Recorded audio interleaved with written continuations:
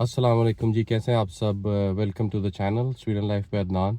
काफ़ी अर्सा हो गया मैंने कोई वीलॉग नहीं बनाया। मैं पाकिस्तान गया हुआ था तकरीबन 1.5 महीने के लिए, और उससे पहले पाकिस्तान की तैयारियां और उस सब में मसरूफ़ था।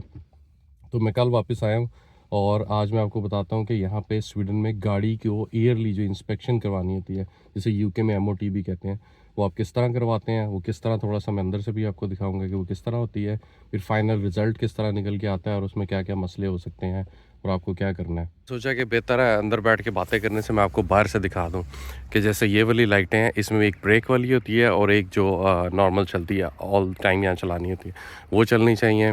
इंडिकेटर चलने चाहिए। ये वाली जो लाइट है ये भी ना चले तो फेल हो जाती है। ये जो नंबर प्लेट पे 2 लाइटें हैं ये भी चलनी चाहिए। फिर उसके बाद एग्जॉस्ट की जो धुआं निकल रहा है उसको भी वो मेजर करते हैं, इसमें कार्बन डाइऑक्साइड कितनी है, कार्बन मोनोऑक्साइड कितनी है। अगर उसकी वैल्यू ज़्यादा हो फिर भी गाड़ी फेल हो जाती है।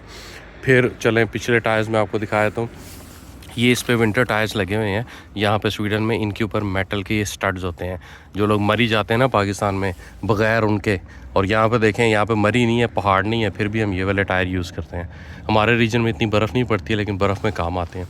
उन्होंने फिर आपकी ब्रेक चेक करनी है, बहुत ज़्यादा रस्ट ना हो, आपके ब्रेक पैड ठीक हो, इसकी डेप्थ वो चेक करते हैं। इसकी डेप्थ यहाँ पे इन टायर्स की 3 मिलीमीटर होनी चाहिए, इससे कम नहीं होनी चाहिए। समर टायर्स की 1.6 मिलीमीटर और इन टायरों की 3 मिलीमीटर होनी चाहिए। अगर नहीं है किसी भी एक टायर की तो आपकी गाड़ी फेल हो जाती है। आगे चलते हैं। आपके सारे दरवाजे खुलने चाहिए, बाहर से कोई भी दरवाज़ा ऐसा होता है ना कि नहीं खुल रहा होता, सारे दरवाजे खुलने चाहिए, इंडिकेटर सारे चलने चाहिए। अगले टायर में भी वही है, टायर और ब्रेक्स की वही रिक्वायरमेंट है। आपकी हेडलाइट्स चलनी चाहिए, पार्किंग वाली भी, दूसरी हेडलाइट्स भी चलनी चाहिए। और हेडलाइट्स जब दीवार पे पड़ती हैं उनके पास सामने एक वो चीज़ होती है, दीवार पे पड़ती हैं तो एक पॉइंट के बाद ना शार्प कट होता है, नीचे लाइट होती है ऊपर नहीं होती है। अगर वो ना हो उसे कहते हैं लाइट्स की हाइट एडजस्टमेंट ठीक नहीं है, उस पर गाड़ी फेल हो जाती है।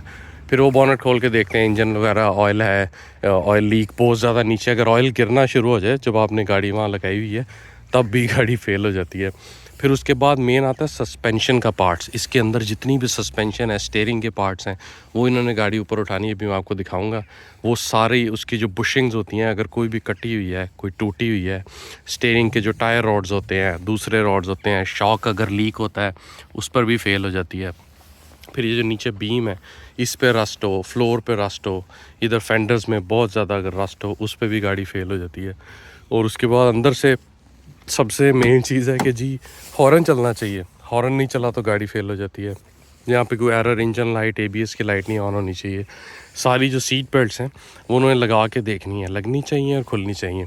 अगर वो भी ना चली तो भी गाड़ी फेल हो जाती है और आपको दोबारा 1 महीने का टाइम मिलता है, आपने दोबारा चेक करानी है। तो ये गाड़ी की भी इंस्पेक्शन हम कराएंगे।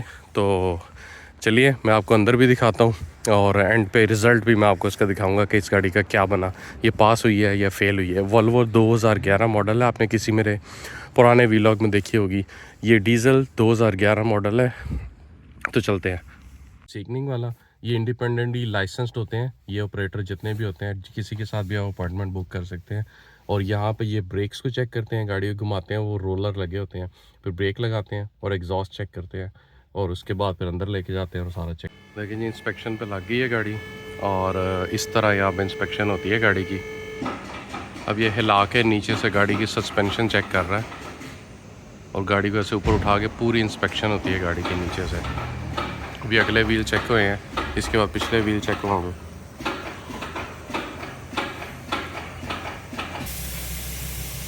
गाड़ी को ऐसे ऊपर उठाते हैं और फिर इसको हिलाएगा, उसके बाद मशीन होगी उससे हिलाएगा और फिर चेक करेगा कि इसकी सस्पेंशन के जो रबड़ है ना उनमें कोई गैप्स होते हैं, ये इसके जितने भी टायर रोड्स होते हैं उनमें जितने भी गैप्स होते हैं उन सबको ये लोग चेक करते हैं।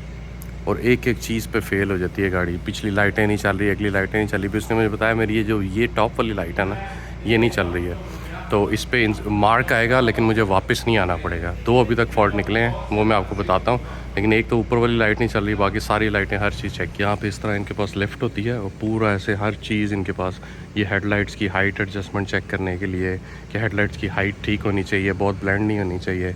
और 2 लिफ्ट्स हैं इनके पास। और वो टायर घुमा के चेक करेगा कि टायर जाम नहीं होने चाहिए, कोई भी टायर ब्रेक या हैंड ब्रेक जाम नहीं होने चाहिए, टायरों को फ्रीली घूमना चाहिए दोनों को। ये टायर दोनों फ्रीली घूम रहे हैं तो इसमें कोई इशू नहीं है, तो नीचे कर ले। अब पीछे भी सस्पेंशन के पार्ट्स हैं वो चेक कर लिए उसने। अब आगे इतनी डिटेल से जो है ना वो गाड़ी चेक होती है। अब आगे से गाड़ी उठाएगा, अगले दोनों व्हील्स घुमा के देखेगा, ब्रेक्स देखेगा, अंदर सारी चीज़ें देखेगा, रस्ट देखेगा, नीचे कोई रस्ट तो नहीं है, जो एग्जॉस्ट है वो जहाँ से हैंग हो रहा है वहाँ पे जंग तो नहीं है, ब्रेकों पे जंग तो नहीं है, ब्रेकें ठीक लगती हैं नहीं लगती, वो चेक करके आ गया मशीन पे। बाय लें जी, ये मैं आपको फ़ाइनल रिपोर्ट समझाता हूँ कि इसमें क्या है। ये फ़ाइनल रिपोर्ट प्रिंट होके आती है, इसमें गाड़ी का नंबर और हर डिटेल्स होती है। उसके बाद बताता है कि कौन कौन सा जो है ना, स्वीडिश में है कम्युनिकेशन वाला जो है ना पार्ट, बाकी वो मिसिंग है। वो ये भी चेक करते हैं कि जो ब्रेक्स हैं दोनों साइडों की वो बराबर लगनी चाहिए।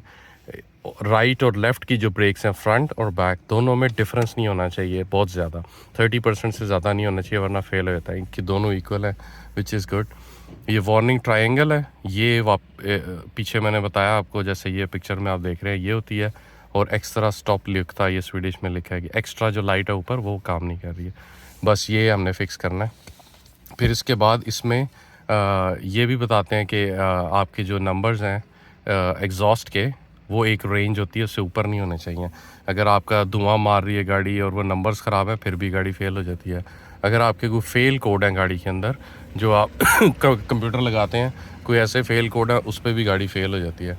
और यहाँ लिख दिया उन्होंने जी ये होगी है पास, और अगले साल 31 मार्च 2026 तक पास होगी है। लेकिन यहाँ पे लिखा हुआ है कि जो ओनर है वो ये 2 चीज़ें फ़िक्स करने का खुद ज़िम्मेदार है, एज़ सून एज़ पॉसिबल, वापस आके नहीं दिखानी। अगर इसमें कोई ऐसे फेल होते जो उन्होंने दोबारा चेक करना था, लेट्स से ब्रेक्स का कोई मसला होता है, कुछ ऐसा होता है, तो फिर आपको गाड़ी वापस लेके आनी है, आधे पैसे दोबारा पे करने हैं, उन्होंने दोबारा चेक करना है, 1 महीने का आपको टाइम देते हैं। था जी आज का शॉर्ट इंस्पेक्शन का वीलॉग। चैनल को जिन्होंने सब्सक्राइब नहीं किया सब्सक्राइब कर लें ताकि आपको आने वाली वीडियोस नज़र आती रहें। अब इंशाल्लाह रेगुलर वीडियोस आएंगी क्योंकि मैं वापस आ गया हूँ और होपफुली मैं टाइम निकाल पाऊँगा और यहाँ पे आपको लाइफ दिखाऊँगा ये कैसी होती है। आपको कोई भी सवाल हो कमेंट्स में ज़रूर लिखें। अगर आपको फर्दर क्वेश्चन करना है मेरे फेसबुक पेज के जो मैसेजेस सेक्शन है उसमें मुझे मैसेज करें तो मैं ज़रूर आपको जवाब दूंगा।